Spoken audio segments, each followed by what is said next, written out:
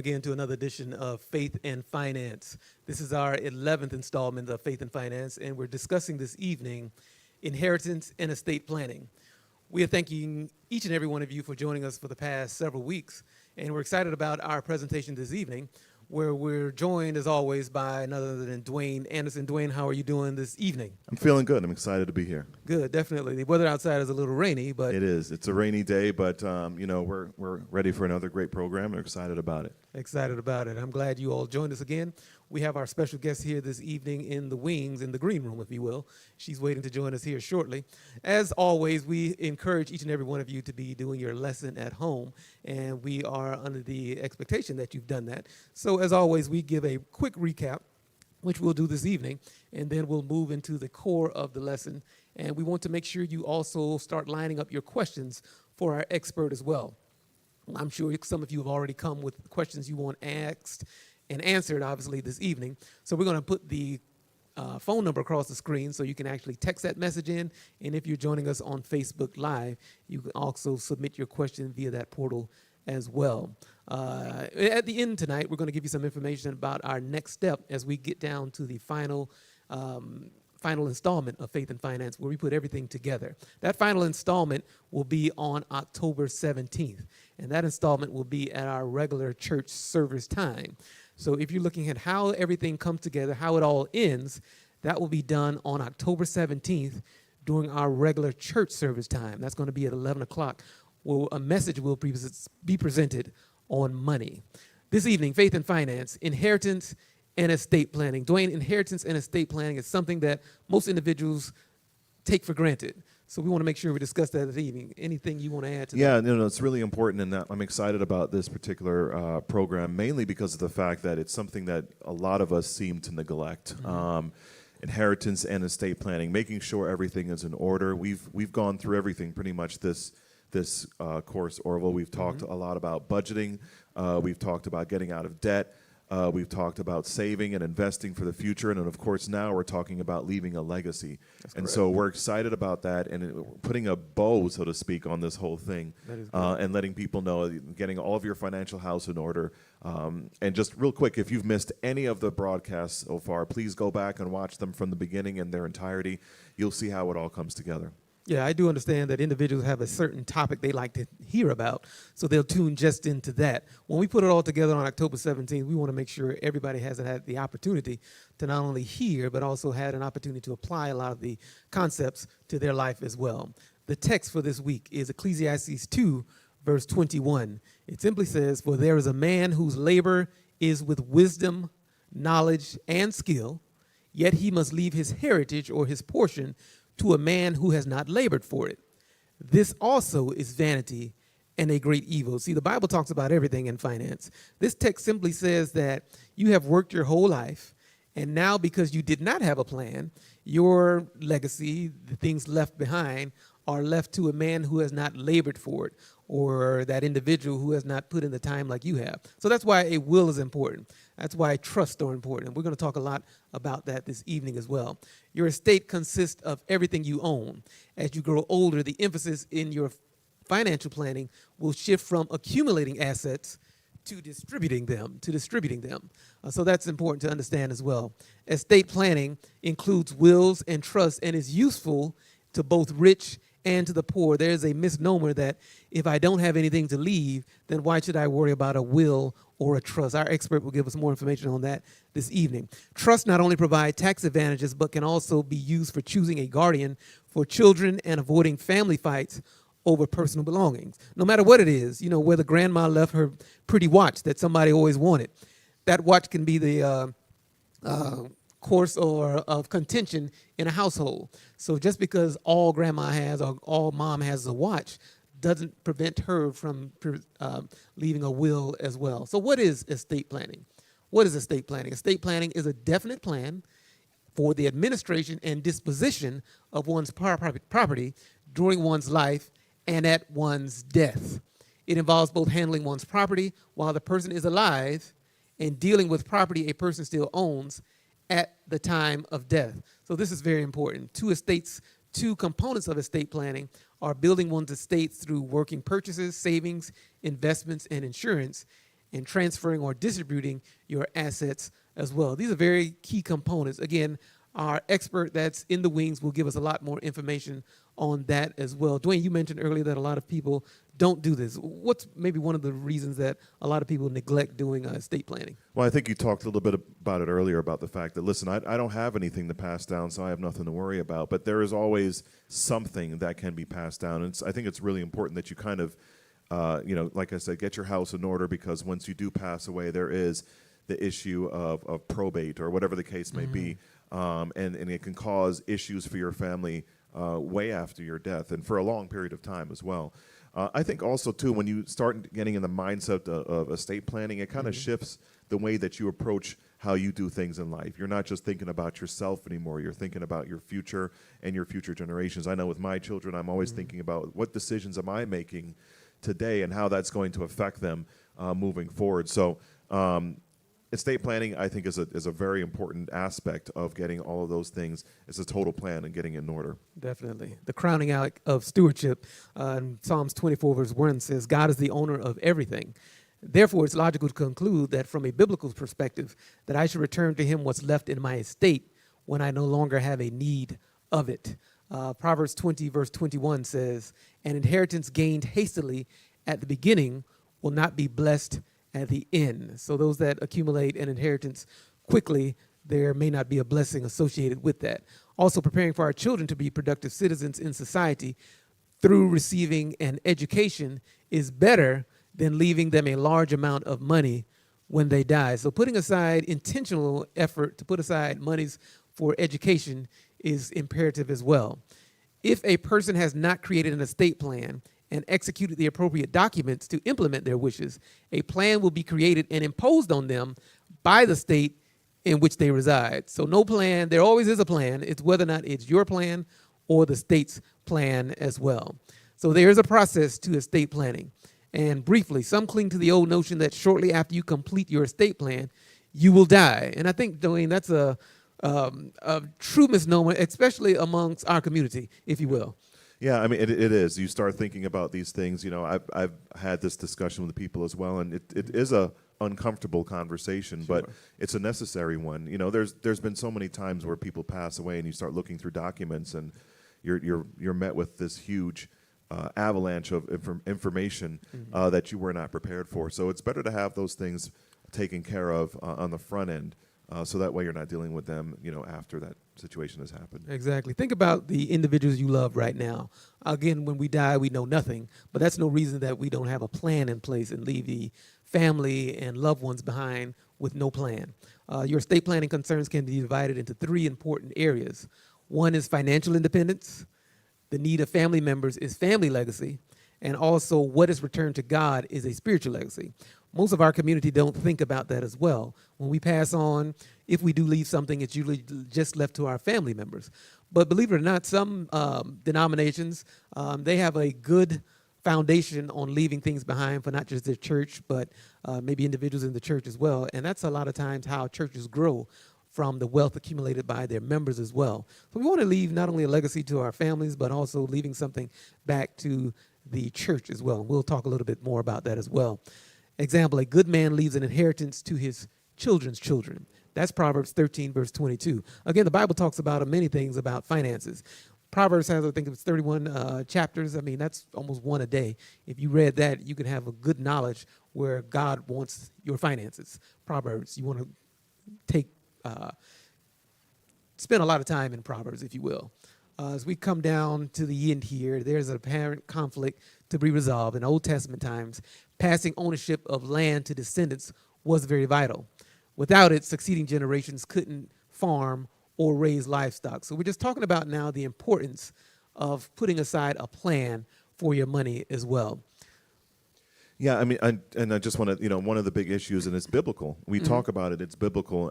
One of the things that you just mentioned a few moments ago about a wise man is thinking about his grandchildren. Yes, and that's biblical. I know certain communities focus on that. If you're not thinking about your grandchildren, then you're not preparing far enough ahead. Exactly. So we really have to kind of get that mindset in place. What are we going to do for our children's children. And I think that if you have that mindset, great things can happen. Definitely, definitely.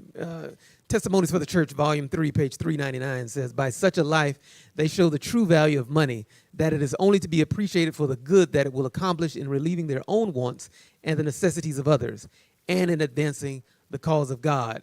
Splitting Heirs by Ron Blue. He says, it is a parent's and a grandparent's responsibility to entrust God's resources to children only if they have demonstrated the ability to handle those resources in a manner that will be pleasing to him, who is the owner of all. The fact that because you have a child should not make the child the automatic beneficiary of your estate. That's important.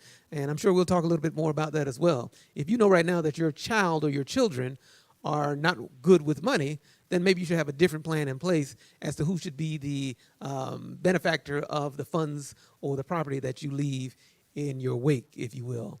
Ron Blue also says you are a steward of God's resources on his behalf. You are not a steward of your children's resources. You are not accountable to your children about how you transfer or spend his money. You are accountable to God. So that's very important. I think sometimes, Dwayne, we forget about that it is God's money at the end of the day. So I want to make sure people understand that. Any points you wanted to wind us down with as we look to transition to Ms. Joy? That's one of the things that people will say, well, listen, I worked hard for my money, and I don't want to pass down a bunch of money to my children because it will make them irresponsible. First of all, if you're teaching them good money principles throughout the course of their life, hopefully they'll develop the ability to manage that money correctly once it comes down. But leaving a legacy is so much more than just passing money down to children.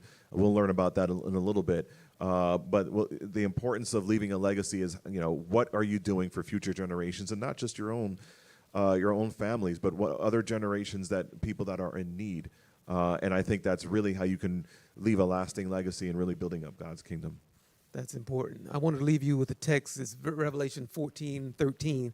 It says, blessed are the dead which die in the Lord from now on. Yes, says the Spirit, that they may rest from their labors and their works do follow them. Your works will follow you. Again, we wanted to encourage each and every one of you to get your questions in. Right now, I wanted to introduce our guest speaker, our guest professional that's here with us this evening. Her name is Joy Cook Carmichael. Joy Cook Carmichael. For some of you that have been around the church for a while, her father attended our church several years ago, and that was Mr. Cook. He had a garden on the side of the church, if some of you remember that as well. So this is his daughter. She was born in Detroit, Michigan, to Walter and Rosie Cook. Third generation Seventh-day Adventist. Orlando Junior Academy is where she started her education, and then she went on to Forest Lake Academy, where she received her high school diploma. Then from there, she went on to Oakwood College, which is now Oakwood University. And there she attended for 2 years. Ultimately, she went on to the University of Central Florida, where she just received her BA. And then she went on to the University of Florida at the College of Law, where she received her Juris Doctorate. Joy has been practicing law for more than 20 years. Estate planning has been a primary and most rewarding area of practice for her in her legal career.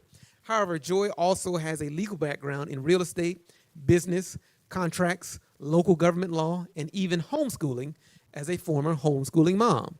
Joy utilizes her knowledge and experience in those additional areas of law to advise her clients in the handling of legal questions and issues that arise in the midst of estate planning, such as in obtaining the state status of legal title of real property, whether a proposed sale of a business should have a more comprehensive sale and purchase contract, and how to obtain a change in zoning from agriculture to commercial for a particular piece of prime real estate. In her private practice as an estate planning attorney, Joy describes herself as more than an estate planning attorney. She will be your confidant, consultant, and legal advisor in other areas of law and life. Essentially, she becomes your family's lawyer, your attorney available for quick legal guidance, and your legal point of contact for referral to other attorneys that may be more suitable to handle a particular matter. Joy is especially happy to be here today to provide guidance on estate planning as part of the Faith and Finance series by none other than Mr. Edward Reed. So I present to you and introduce to others Miss Joy Cook. Joy, how are you doing this evening? I'm well. Thank you. I'm glad to be here. Definitely, definitely. I'll turn it over to you at this point. Okay, thank you.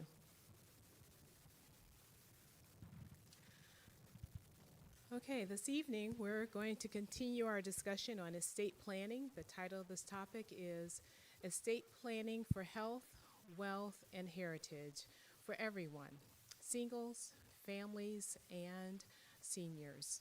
And the topic also mentions planning for peace of mind.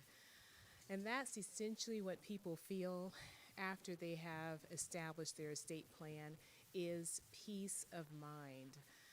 So let us begin this presentation. And actually, I'll take a moment to pray. Father in heaven, I pray for your Holy Spirit, that your Spirit will go forth to me and to everyone who is listening to carry out your purpose for our lives as we plan our lives and our legacies. In the name of Jesus, I pray. Amen.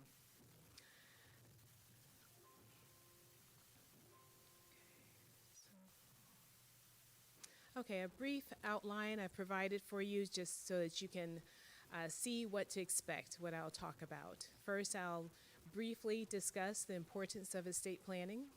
I'll discuss the historical background and what we have thought of as estate planning in the past. And I will discuss what is considered modern estate planning. And as you see on the outline, there are more considerations in modern estate planning than historical estate planning.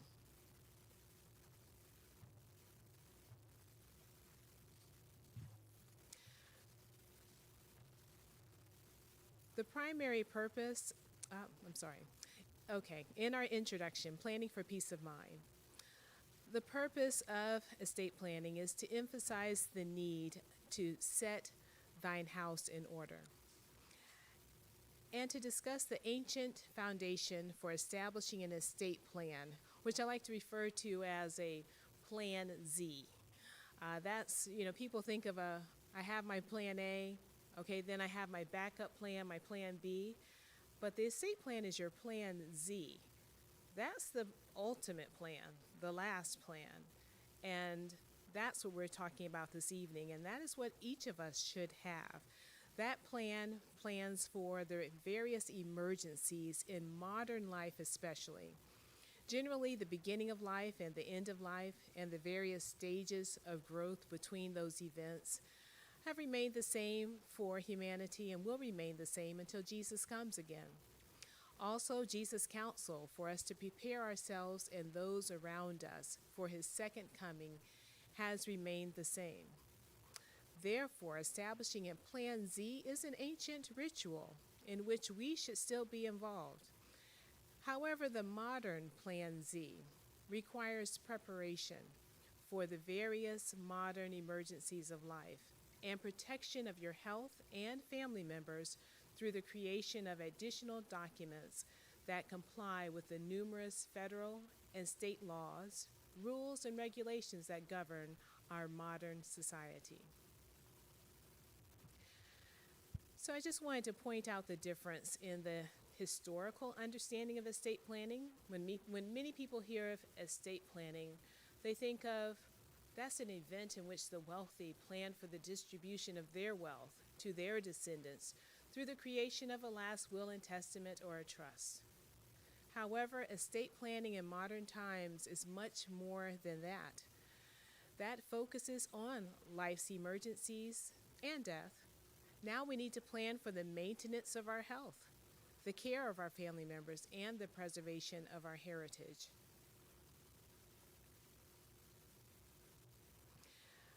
We can think about biblical examples of historical estate planning.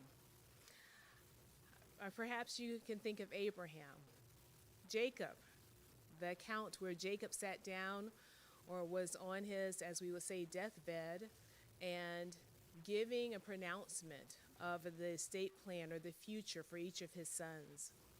Or David, at the point of his death, he proclaimed that Solomon would be the next king, and he planned for the building of the temple. Hezekiah, as the prophet came to him, he told him, set your house in order. All of that is an example of ancient estate planning, where essentially they're prepared for the transfer of their wealth and their heritage to the next person or to the remaining family members. Then we have pre-modern U.S. history, where founders of large corporations and institutions planned for the transfer of those organizations and their business interests down to their descendants. The primary methods in the ancient method were through an oral statement, perhaps some written documents, but there was more of an oral history and an acceptance of those oral conveyances. Then, as we moved forward to pre-modern U.S. history, we did have the last will and testament and trust.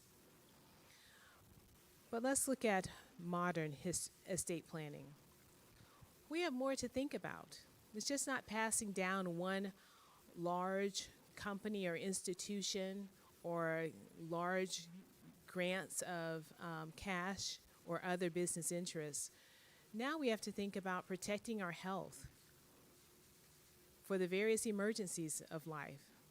We'll talk more about what those emergencies might be. Protecting your family, our money, home, other assets, to ensure that our children have what they need. Protecting your business. You may have your own business. It may be a family business, but you want to plan for the succession of that business. Are your children going to continue that business, or will someone else? Protecting your heritage, your culture, your accomplishments. Those are things that we also want to pass on, and if we don't make plans for those, we won't be able to pass them on.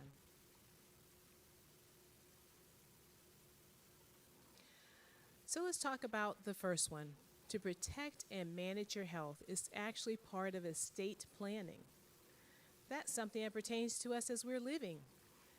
And there are primary legal documents called advance directives that are essential in the protection and management of our health.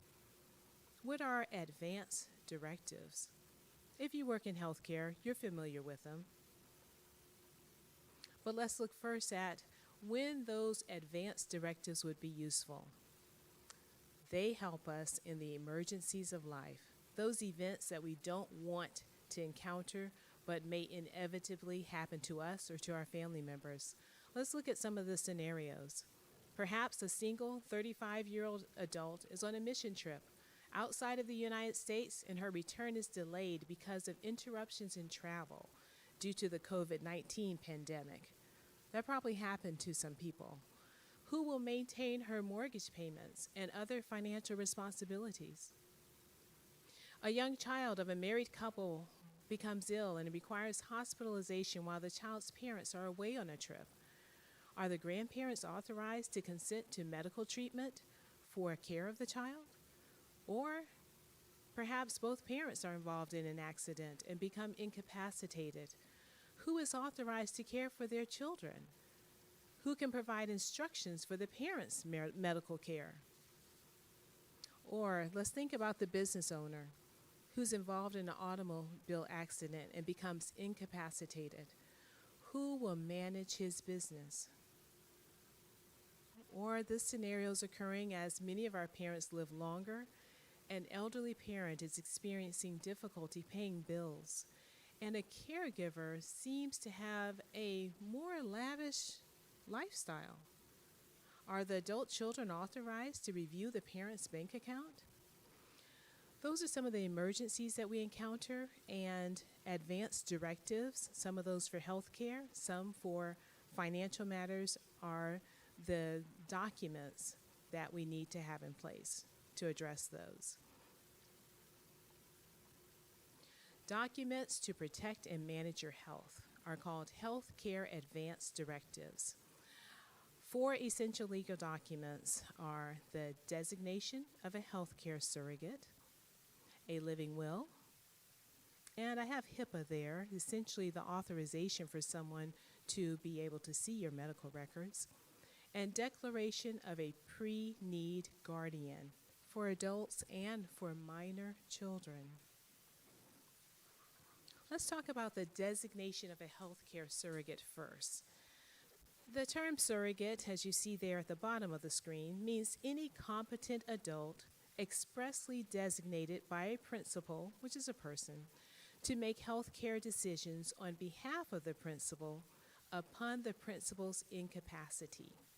Essentially, we can think of a surrogate as a decision maker.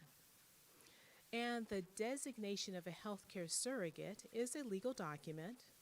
It is a written document that designates a surrogate to make healthcare decisions for a principal person or receive health information on behalf of a principal or both that is prepared in accordance with legal requirements. An exact copy of the designation of healthcare surrogate should be provided to the surrogate. When would someone need a designation of healthcare surrogate? When would that be helpful to you? Well, let's think back to that example of the parents that were in a car accident.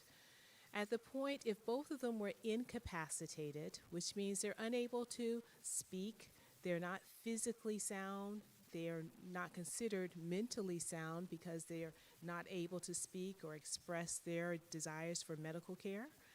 And if they have executed a legal document called the Designation of Healthcare Surrogate and have provided for access to that document to whomever they've designated, perhaps a parent, perhaps a friend, perhaps a relative, then at that time, that person could be called by the healthcare providers, and that person could give directions for their medical care in accordance with what they desired, what they wrote at that time, how they wanted to be treated if they happened to be in a vegetative state, or what type of nutrition they would like to receive if a special diet is being described for their care.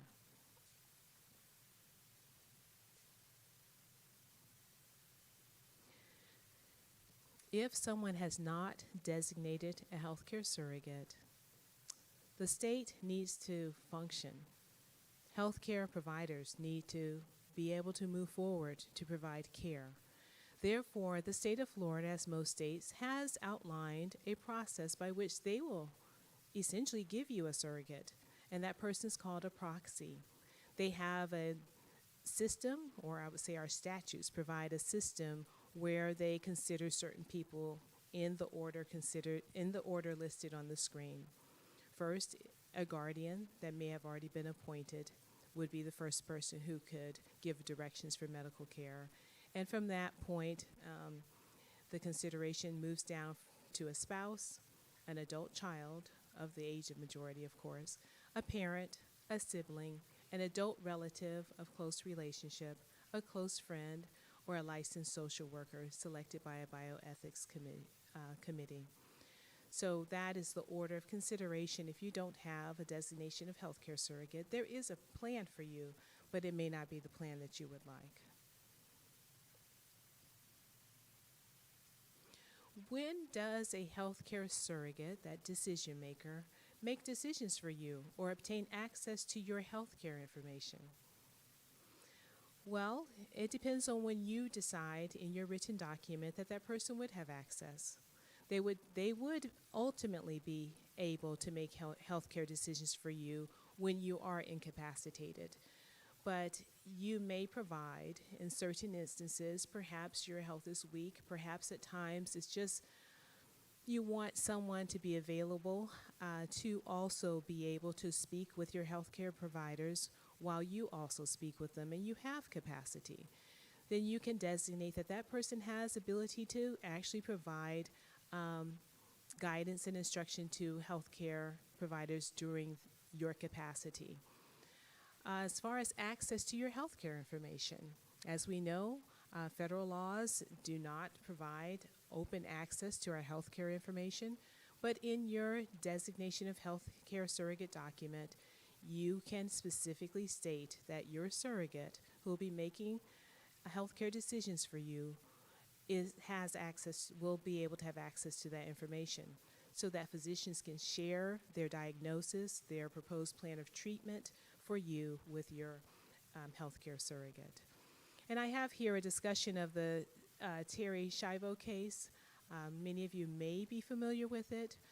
That was a situation in which a woman, I think, suffered cardiac arrest and became incapacitated, unable to speak, unable to respond. And unfortunately, it involved, I think she lived for almost 10 years in an incapacitated state as her husband and her parents fought over whether they would withdraw life support equipment or whether it would remain. And it was I'm sure, a very emotional, difficult experience for them, where if she had designated a healthcare surrogate, if she had executed a living will, then her desires would have been set forth, and the physicians would have received direction, and the family would have been able to avoid that turmoil. And that leads us to the living will. Again, the state of Florida they encourage us to have a living will. This is the general format of the language, or at least the introductory language on a living will. It's you put your name in there, or if you're of Orlando, Florida, willfully and voluntarily declare and direct that if I have a terminal condition, or if I have an end-stage condition, or I am in a persistent vegetative state, that was the state for Terry Schiavo, that my dying, you may say, not be artificially prolonged under the guidelines described below, or you may want your dying artificially prolonged, perhaps for a period of time, and you want to receive certain type of medical care.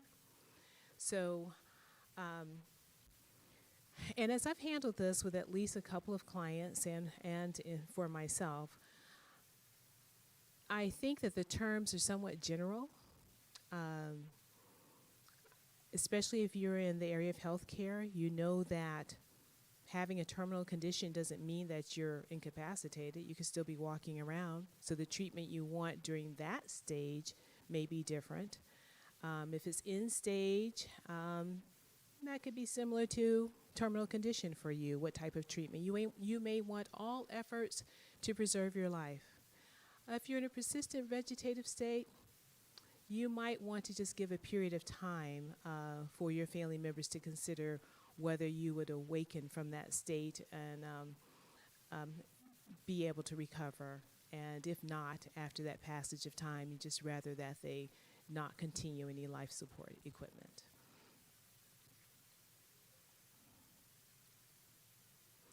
And we talked about this briefly, access to healthcare information, the Health Insurance Portability and Accountability Act, where you can actually provide access to your healthcare surrogate, to your healthcare information, so that person can make informed decisions to advise your healthcare providers for your care.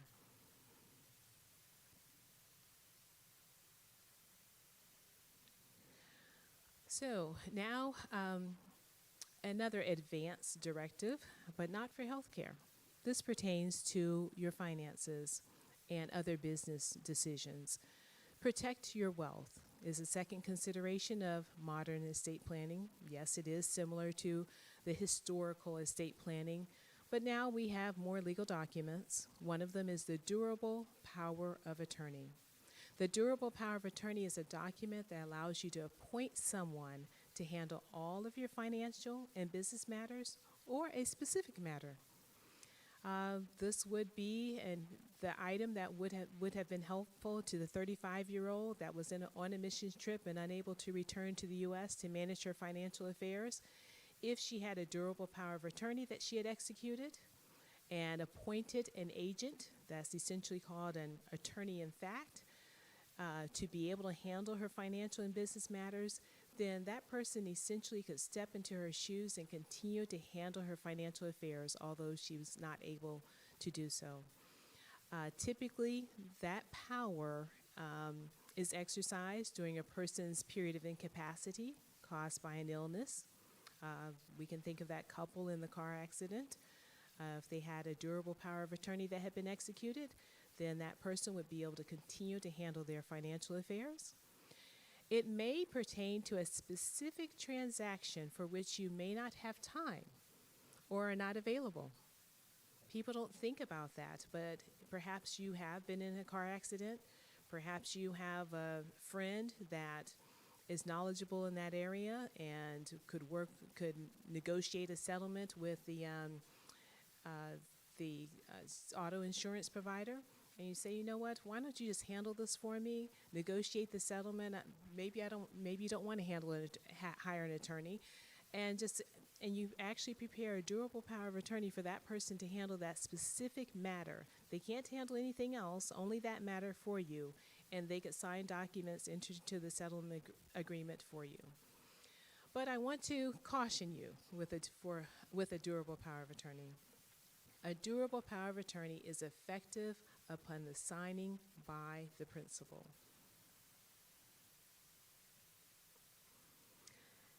And the concern with that is that because it's effective immediately,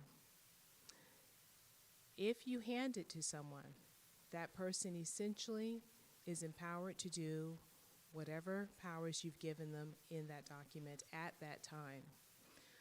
The state of Florida abolished the opportunity to create what is called a springing power of attorney, which some states have. A springing power of attorney is not effective until perhaps a period of incapacity of the person who prepared it. And so that other person would not have power to do anything to handle your business affairs. But with our durable power of attorney, that person can actually handle whatever powers you've given them. They can exercise them immediately. So a suggestion for that is perhaps that you may keep it in your possession. You will tell the person that you have authorized them to be your agent in the event that you're incapacitated, and where that durable power of attorney is in your home, so that they will know where it is, so that they can obtain it and present it to a bank or handle any business matters for you. Also, I want to list here the superpowers you'll see listed require the principal to specifically acknowledge the grant of power. Superpowers are provided because they are more powerful than the normal powers in a durable power of attorney. But we do provide for them in many of our estate planning documents because they can be helpful at times. One is the power to create and enter Vival's trust. Another is to make gifts. Another is to create or to change rights of survivorship and beneficiary designations. You can see that those are very powerful powers to give to someone to obligate you in those various situations. But they can be useful if you have chosen a faithful person to do that for you. So a durable power of attorney is for everyone of sound mind. Would that include someone 18 years of age? Yes, many of us estate planning attorneys actually recommend it for people who are 18. Can you think of situations why that would be wise? Many may consider that unwise, thinking that you want a more mature adult to prepare a durable power of attorney. But at age 18 in the state of Florida, you can have a bank account, you can own a car, you can carry out many adult responsibilities, and you may have many adult responsibilities. So in the event that an 18-year-old is perhaps in a car accident and incapacitated, that 18-year-old may have many adult responsibilities that need to be managed. And so it would be best for the 18-year-old to have a durable power of attorney. And most likely it might be the parents who would be the agents and would be responsible to carry out his or her affairs.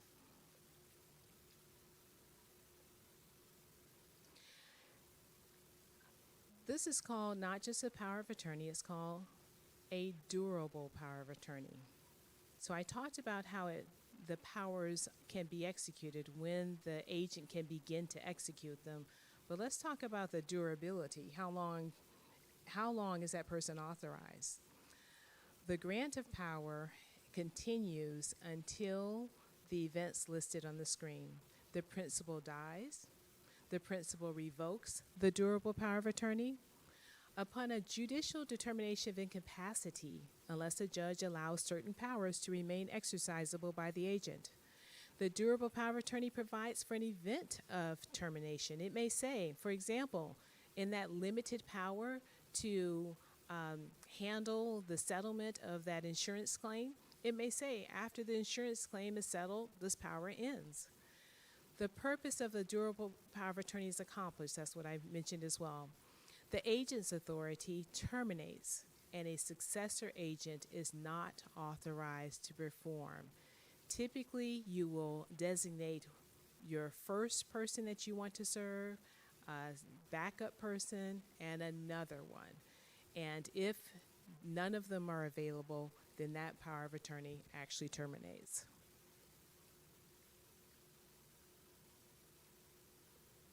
Who should serve as an agent under a durable power of attorney? Factors are on the screen that you should consider. The relationship of that person to you, whether that person is close to you and will carry out your interest in accordance with your desire. The education of that person. For some transactions, you may want someone who is a CPA, perhaps, if you have several financial matters that need that expertise. Perhaps religious beliefs are important. Your agent may be empowered to create gifts, and the returning of tithes and offering is included in that category, and you want someone who would support that and would do that for you. The age of that person, someone who's mature, someone who's not engaged in any type of substance abuse, the skills, the health of the person, the time that someone can commit to your business affairs, self-confidence. And I mention this one because there are institutions that are not friendly to some durable power of attorney, so you need someone who will continue to pursue meeting with maybe if officers at a certain financial institution to be able to carry out tasks that are necessary. Resilience is similar to that. Protecting your wealth. So now we're going to move to a discussion about the other instruments, such as wills and trusts.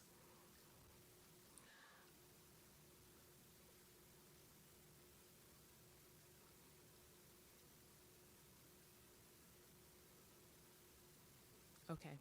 Wills do not mean imminent death. Death will not come one day sooner, brethren, because you have made your will.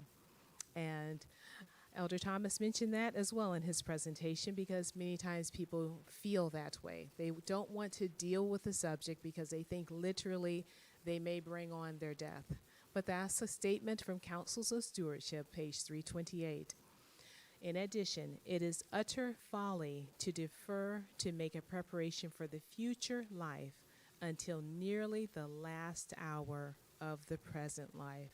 Councils on Stewardship, page 325. Do you need a will, a trust, or both? A will, or formally called a last will and testament, distributes assets at death. It also may appoint a guardian for minor children. A trust may have various forms. The most common terms that we hear are revocable living trust or irrevocable trust. Trusts provide for management and protection of your assets during your lifetime and distribution or continued retention of your assets upon your death.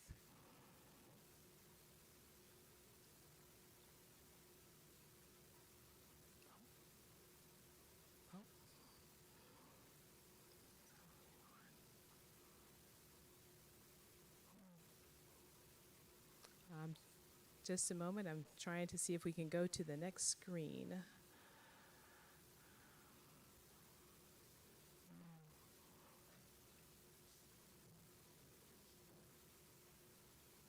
Okay, we've moved on. Okay, so this is a little chart comparing the wills to the trust.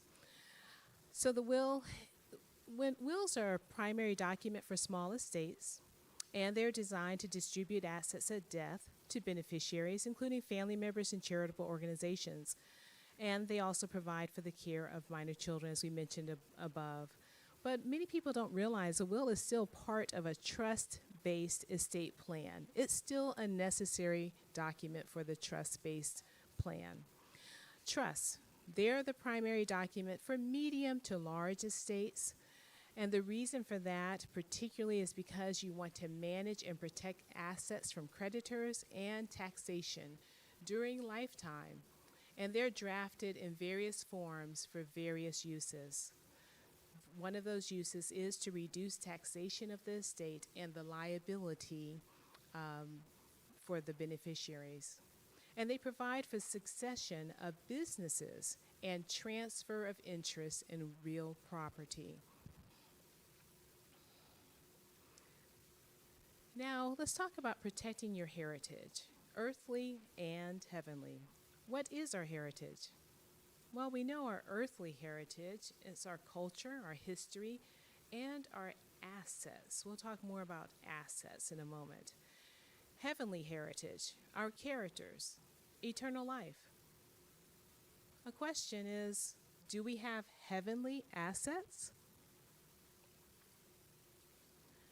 What are assets? Generally, they're defined as what you own, such as your automobiles, your furniture, your houses, and your land. But do you actually own any assets?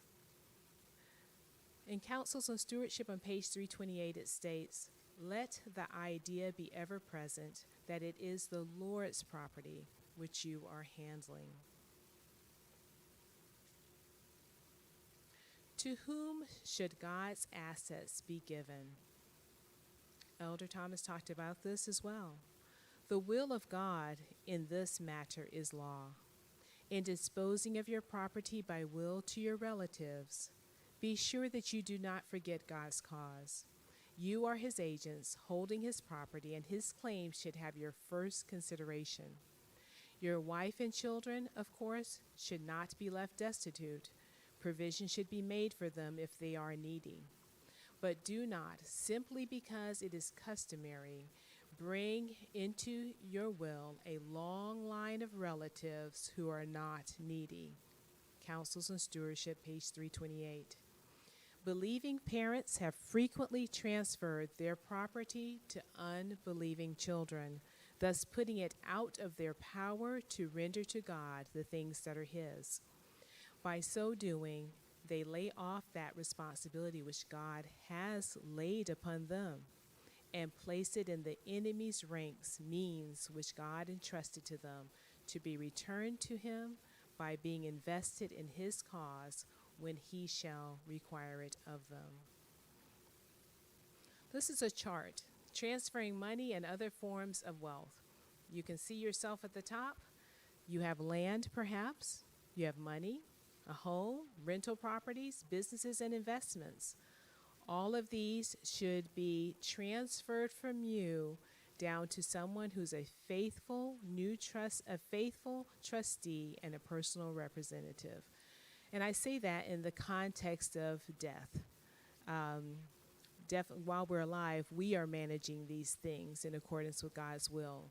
But when we're no longer here, we need to ensure that a faithful person, if it's someone who is handling them at death through your will, that's your personal representative, the person that you will appoint who will manage the distribution of your assets should be a faithful person who you know will return a faithful tithe and offering from what remains and will carry out what you have directed.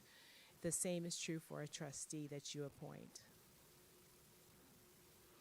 Assets. How can we ensure that our earthly assets are dedicated to God? Let's leave a legacy. You've seen the names on buildings of certain people who may have contributed to an institution. You can add a wing to a school. You can support a department of the church. You can establish a scholarship fund. And there are many other ideas. And that's the value of planning your life earlier than the point when you're at the point of death. You can actually think creatively about what would I like to leave behind for God? How would I like to support the work that the church is doing? Now I can talk a little bit about how assets are distributed after death. The process of distribution of assets after death depends on how a person owned assets at the time of death and the estate plan of that person. Different assets are distributed through different methods. Some assets are transferred to beneficiaries according to the designation by the owner outside of a will or a trust, such as the following: life insurance. Proceeds are distributed to beneficiaries directly. Unless the beneficiaries are minors, then a trust may be established for them to hold those funds until they reach the age of majority. Then those funds would be released. And a note on that one, some have thought through the establishing a plan through maybe the life insurance being the plan, that would provide for their children, and that is a good means to provide for them. However, understand that those funds may be released at an age much younger than you would want them released to them. And so you may want to have something accompany that, such as a trust where the life insurance funds will go into a trust, and then the trust can actually set up the periods of time when those funds will be distributed. Perhaps, let's say, just use $100,000. Maybe $40,000 would be distributed at age 20. Maybe the other segments would be distributed after the children accomplish certain events in life. Cash in bank accounts. Cash can be distributed outside of a will or a trust. It can be distributed to those who are joint owners on the account, or designated as the recipients of those funds upon death through a payable on death designation. You would need to check with your bank to see if they provide for that. Mutual funds. The account is distributed to people designated as recipients under transfer on death provisions on the account, or the order designated by the mutual fund. If you don't designate a specific person, then they have an order for consideration of certain people, such as your spouse and your children, and they have a categories that they consider from that point. Retirement accounts depends on designation again. Various choices for receipt of funds. Yet be warned, there are huge tax implications without proper planning, especially considering possible changes after this election. As you know, if our tax code is changed, there may be other implications that would not occur at this time. Okay, let's look at the will, the process of, I would call, administration of your estate through a will, and then administration by a trust. And generally, administration with a will, or actually without a will, that process is called probate. I'm sure you've heard that term and you're familiar with it. Probate, what is it? And then the other, as I mentioned, is trust administration. So let's look at probate. What happens? Immediately upon death, powers of attorney terminate. We talked about the durable power of attorney. Remember, it terminates at the point of death. Bank accounts may be inaccessible because at that point, that person who's authorized to withdraw the funds is no longer alive. And other property and business may be unmanageable. So what should occur? Well, you would need to file the death certificate and deposit the last will and testament with the court. If a last will and testament was executed, then the court will determine whether the designated personal representative in the will may begin to serve and to list the descendants' assets and debts for the court. That would be the task of the personal representative. That person must essentially conduct an inventory of whatever assets were owned by the person who died and determine a list of the debts. The court will determine whether the personal representative will receive authorization to access the descendants' bank accounts and other property. So that personal representative, until the court authorizes the personal representative, will not have access automatically to the bank account, but the court generally will provide authorization after a hearing. The personal representative is required to notify certain family members, those who will receive gifts or bequests, and the creditors of the decedent's assets and the decedent's debts. A certain list is prepared and distributed. Personal representatives are also required to pay creditors taxes and to provide an accounting to the court prior to distributing assets to the beneficiaries. The beneficiaries, to just use a small example, maybe let's say just a family of four, and the last parent has died, and the beneficiaries are the children. So at that last point, the children would receive perhaps the home, whatever cash and other assets the family may have had. In trust administration, I want to compare the two because people wonder, well, okay, I've heard about trust, but what is the process? How is it different from the probate process? And also a point for that probate process, that's for someone who has a will or does not have a will. So for trust administration, immediately upon death, the power of attorney also terminates, and all property within the trust can be accessed, though, and handled by the successor trustee. Typically, no filing in court is required for handling property within the trust. If any property remains outside of the trust, then that property will be handled through the probate process because most trust-based plans will have a last will and testament that has also been prepared. So whatever has not been titled to the trust would pass through the probate process. But hopefully, if you have managed your trust well, you've stayed in contact with your attorney, and as you have acquired additional property, you have added it to your trust, and so there hopefully would be little that would pass through the probate process to delay distribution to your beneficiaries. The trustee can meet privately with family members to discuss assets, retitle, and distribute assets, and to pay appropriate taxes and creditors. The trustee can continue to manage the decedent's property in accordance with the terms of the trust. That's the benefit of trust. The property can continue to be managed for generations, protecting it from certain tax liability and perhaps decline in other ways, decline in value. I briefly discussed a few of these alternatives to probate. They're entitled that way because some people use them as alternatives. I talked about the payable on death or transfer on death accounts. I talked about joint ownership of a bank account as another way to transfer funds, and beneficiary designations. Okay, so if you did all of those things, would you still need a will or a trust? Maybe. It depends on your particular circumstances, but I would advise you to take advantage of those different methods to at least provide for a transfer of property to the extent that you can. Leave a lasting legacy. That's been the purpose of the Faith and Finance series, to discuss what you have. And as you see on the screen, it states, I have finished the work which thou gavest me to do. John 17:4. We want to know that we have done all that the Lord gave us to do, because everything we have has been given to us. And for whatever remains at our death, we should, after providing for our families, return the remainder to him. Christ established his kingdom on earth and left a clear, recorded, and lasting legacy.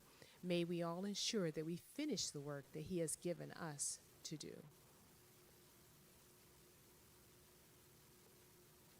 The final commendation in Matthew 25:21 says, His Lord said unto him, Well done, thou good and faithful servant. Thou hast been faithful over a few things. I will make thee ruler over many things. Enter into the joy of the Lord. If you need more information on estate planning and the Southeastern Conference member benefit, I didn't discuss that, but that generally the conference provides as a member benefit to its members the preparation of an estate plan. That's a will-based plan, and they provide toward the funding for that. If you want more information on that, or if you want information on estate planning in general, you may contact me at the information on the screen.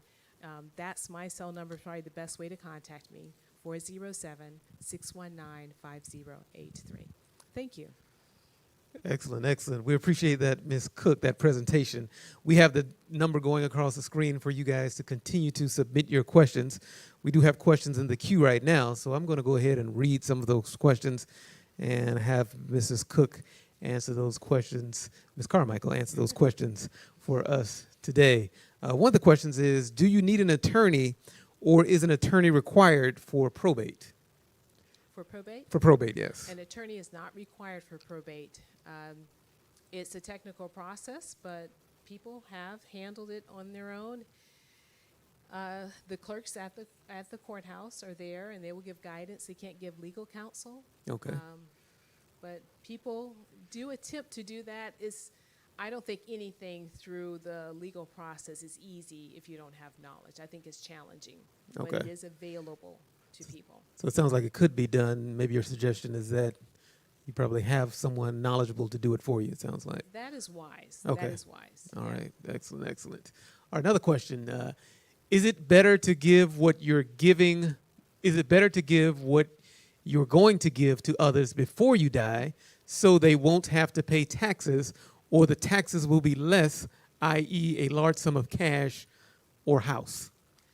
Well, there are tax implications if you give while the person's alive, and there are tax implications if you give after death, and it depends on how you transfer it. There is a certain amount that we can give, typically up to $15,000, where we wouldn't have, and it's to certain people, certain gifts that we have that we can give. I don't know the amount of money in that instance, but there are could be tax implications depending on the amount, and if you're giving a large sum after death, it depends, because that may be taxable income to that person, and that now they have to report that and pay taxes on it too. So Okay. you need advice. Need it advice. depends on the amount. It depends on that house in particular. It just depends on the value and who's receiving it. Gotcha. Good to Yeah. know. Good to know. That's quite many variables with that one. Okay, like Yeah. most things, I'm sure. Yeah. Another question. The difference between a will and a living trust. The difference between a will and a living trust. Okay, so a will prepares to transfer your assets at death, where a living trust does prepare for transfer of assets at death, but it also can provide for transfer of them in later generations to grandchildren or more generations further down. And it also provides for flexibility to reduce your taxes as well, to keep property within a trust. Okay. Because when there is a transfer, many times there's a tax implication to your action, tax impact, I would say. So a trust helps you control the tax impact. Okay. So I don't know what more they want to know, but that's typically why they're chosen. Okay. Good to know. Hopefully that answered that individual's question. Another question there is, how early should you set up a living will? How early should you set it A up? living will, I would say from age 18. Okay. You can be in an accident, and it's better to set out what you would want rather than to have strangers decide what type of treatment they're going to give you, or leave them in a quandary, and your family in a quandary, wondering whether they should provide certain medical treatment or not. That goes back to the example you presented in your presentation Yes. about getting in an accident and not being left in a vegetative state if that wasn't what you wanted. Yeah. All right. From age 18 as an adult. Yeah. So that's important Right. because, again, like you alluded to, most people think this is something I need to wait till I'm older to consider. But life happens every day, so we need to be prepared for that by putting something in place for that. Yes, estate planning for every year, for every Okay. age. Yes, definitely. All right, another question is, do you think doing your own will, such as online or through a program, is okay, or do you recommend going to an attorney to set up a living will and trust? Well, we attorneys always recommend going to an attorney. Sure. People think we do it just because we want clients. That's not why. The laws change every year. We attorneys have to stay on top of the laws. We literally have to look at them again to make sure we're on top of them. And in addition, although software exists, of course, we're not writing things in pen and paper as many ages ago. We use software. Sure. Even when we use it, we have to take time to read every word to ensure for that client's particular situation that we draft the document for their needs and what their desires are. We can't take a form And we have many forms available to us. Sure. We can't just put names into a form. So I don't see how someone without a legal background could properly ensure that what they want to happen will happen by doing it themselves without legal knowledge. I think it goes It's along. risky. I think it goes along the same lines of anything you're doing with something as important as a will or trust or even probate. We should probably, use the services of a professional. Yeah, because life is over. If you've made a mistake, Yes. you're not alive to change it. Exactly. If you made a mistake in your living will, you don't have capacity to know that you did and make any difference. It's over. Thinking about the ones you leave behind, I think that's a good way to look at it. Yes. Think about who you're leaving behind. Yes. Excellent point. Another question here is, if a parent has a will at their death, does their property have to go to probate to be placed in the name of the person named in the will? If they are conveying the property through the will to them, yes, it will need to go through probate, and until the probate process is finished, then at that point, then the personal representative can actually place it and change the title. But I will, again, always a little disclaimer. The reality is I'm not looking at the situation. I don't know if they've already provided for that. You can make provision ahead of time, but then most likely they would not pass it by will. Okay. Yes, in other words, you can plan to just transfer property prior to your death. Okay. All right. Okay. So, again, it seems so technical, a lot of the things that we're mentioning. So I think the answer most times is whether or not we should do something or do something online versus having a professional do it. Seems like the answer overwhelmingly is, encourage the use of professional in the state of anything dealing with wills, trusts, estates. Yes, yeah, because even as you ask that question, I'm thinking, okay, do they have this type of deed? They can have this type of deed, they can have this type of deed, or they're just plainly transferring it by will. And that's why we always say we have to look at the documents, we need to hear what you're trying to do, and then be able to give you a detailed answer. Okay. And I know that's frustrating to people, but everything's fact specific. Every detail makes a difference. Okay, that's good to know. One of our other questions is, if you have a beneficiary or will in place, where does your assets or estate go at death? If you have no beneficiary. Yes, you have no beneficiary. I'm sorry. Yes, glad you caught that. So the state does have its system for distribution. So essentially, the state of Florida will first say that if you don't have a will, then your estate will go through probate. And through the probate process, someone will be appointed, designated to be your personal representative who will handle your estate.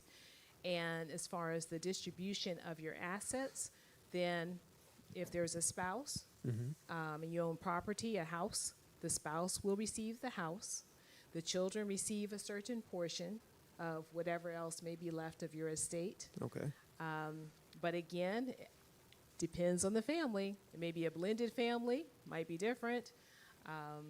If that person who died had set up maybe payable on death accounts for the cash and life insurance to go to certain people, that's not going to go through probate. So there are different assets. Assets go through different processes, and it depends on how people have designated beneficiaries to receive those assets. Okay. So I hope I gave an answer that most likely that would go through probate, but people may have made other designations as well. Okay, I see that. All right, we'll go down to question 7 here. If you are giving to someone, say, 5 or 6 figures as a gift, is it better to have it in a trust than to give it to them before you die? Okay, so I would say in general, we would think, okay, if you want to give that, and particularly to avoid the tax impact for that person, that gift, and we all have essentially an $11.5 million lifetime tax exempt amount that we can give. Okay. So that's going to affect that. I don't know that person's financial situation. Correct. I don't know where they are and whether they're past that now or still under that. The majority of the U.S. is under it. Okay. But at the same time, when they give that to that person, now that person will need to pay income tax. If it's 6 figures, that's beyond the $15,000. That would not. Okay. So that's going to have a tax impact for that person. So generally, we estate planning attorneys would say, let's put that in a trust. Let's plan out how we're going to transfer this. Maybe we're going to transfer it on over time. Maybe it may be better to give it to the grandchildren. So I think that requires planning Okay. to avoid the tax implications. like So everything else. a trust, I would say, generally is a better answer, and then some planning even in placing it in the trust. Okay. Let's keep those questions coming in at 407-720-7445. I have another question here. I was listed in the will as a beneficiary of certain assets. Why didn't I inherit the assets? Okay, you were listed in a will, Mhm. okay? I don't know if that will was administered through probate. I don't know whether that person, first, you need to ensure that that will actually was executed, Okay. that that will was actually was placed in within the court and was administered by the court. And if that was the case, and you were listed in that will, you should have been notified of what occurred and the distribution that occurred, and should be able to address that within that setting, within the court process. So I don't know whether that has already ended. I don't know if the person's going to continue to follow up with you to say more, whether Okay. it has already gone through probate and they just never heard anything, because sometimes people have executed another will. Sometimes they destroy a will, and then the process went through probate, but it was the statutory distribution. You may have been listed, but through the statutory process, since there was no will, you weren't someone who would receive anything under that distribution. Again, I don't know as much information as I'd like to know, but those are a couple of scenarios. Okay. So you obviously have to stay on top of the process as well, because you said it could change. The person may have done away with one will, established another, then cue you onto that change either as well. Yes. Okay. And that's what some of us estate planning attorneys are deciding to be more proactive, because people will establish something, and maybe like a scenario like this, even when the family comes back to us to say, okay, Miss Smith died, our mother died, and now we want to take this through probate, and then actually the documents aren't there anymore, can't be found. So we're trying to stay in contact with our clients maybe at least every 2 or 3 years Okay. to say, okay, well, do you have the same assets? Have you purchased some other property? Do you still want to give this gift to this child? And, things change. Okay. A lot of variables in this. Yes. These scenarios. Because we're all different. Exactly. Another question we have is, isn't the issue with probate is the state gets a significant percentage of the estates, so you don't want to go through probate if you don't have to? Well, okay, so the probate process, I didn't include that part. Typically, you will need to pay a filing fee to start the probate case, so you have to pay court costs. The personal representative may not receive payment, because that may not be provided by the person who prepared the will. So you have that cost. You have the attorney's fees, and in Florida, it can be 3% of the value of the estate. And so if you have even a house, let's think of the average house in Florida, maybe $250,000, if that's proper. Sure. So 3% of that to pay the attorney is an expense to pay. So someone would say, well, maybe I'd rather not do that. And that's when we say, okay, you can compare between if you have significant assets, if that amount you don't want to place that burden on your children to pay that amount, Sure. then you may prepare a trust, because then you do pay an expense in preparation of a trust, but maybe you're in a better position to pay that expense than your children would be at that time, or you just don't want them to have that burden. So those are the expenses: the attorney's fees, the probate court costs, and the delay. I think the delay is quite a problem for people, because it could take 6 to 9 months before that process is finished. All the more reason to get started sooner than later Right. in all of these concepts you spoke about this evening as well. One more question here we have. I heard that the estate tax will be repealed. Does this mean I no longer need to prepare an estate plan? No, you need an estate plan Because as we just discussed, an estate plan is planning more so than the ancient times. We're planning for emergencies of life. That is part of estate planning. Okay. Planning for your health care, as they say on the airplane, put the oxygen mask on yourself first. Yes. So by preparing your health care documents, that's part of your estate plan. But the other part, as far as taxes, we don't know what's going to happen, but there are still many estate taxes that still, I don't think the estate tax is going to be repealed. If anything, the estate tax will be increased. Okay. If there's a change in administration, that estate tax is probably going to be increased. Okay. All right, good to know. We'll take one last question here, and that is, my parents never talk about their estate plan with me. How can I break the ice? Well, I would say the holidays are a good time. Okay. I mean, they seem like a bad time, but they may be a good time, because I think that we really just need to be realistic about life. Okay. I know we mourn when we lose someone. I mourned when my father died, and I had to think for a minute, okay, did you think he was going to live forever? You know? So a part of life is the end of life. And I think we just need to talk with our parents honestly and just say, you know, I know you love us, and I know you don't want to make life difficult for us Sure. At that inevitable point. But we would appreciate your taking time now to help us know, you know, what are your plans? You know, who do you want to receive what? What do you want done with your house? Do you want it sold? Because it would be so much easier for us to know that now. Definitely. Rather than grieving and trying to figure out what you would have wanted and trying to identify what you own. It's very difficult. Okay. And I think as a parent, parents would appreciate it from that perspective. They don't want to make life more difficult. Sure, definitely. I think that's the point, or the case for most families as well. So you said holiday time is a good time to have that discussion. It Even though it may is. seem opposite, but that's an ideal time to have that discussion. Yeah, and maybe just giving them, you know, some type of organized method to just list their assets, you know, list what you own. Help me to start to know, what Excellent. you have. Excellent. Well, Ms. Carmichael, we definitely appreciate your expertise this evening. Is there any last words you want to share with our viewing audience as well? I know your contact information is on the screen. No, I just encourage everyone to recognize that you need a plan Z, not just a plan A and plan B. We all should have it. Okay, excellent. Well, we thank you again for joining us this evening. As always, we encourage you to continue to study the lesson. We just wanted to give you some updates as to what's coming up next. Next week, we will give you more information about that via our texts and also information on maybe our platforms as well. But our final week of the Faith and Finance will be on October 17th.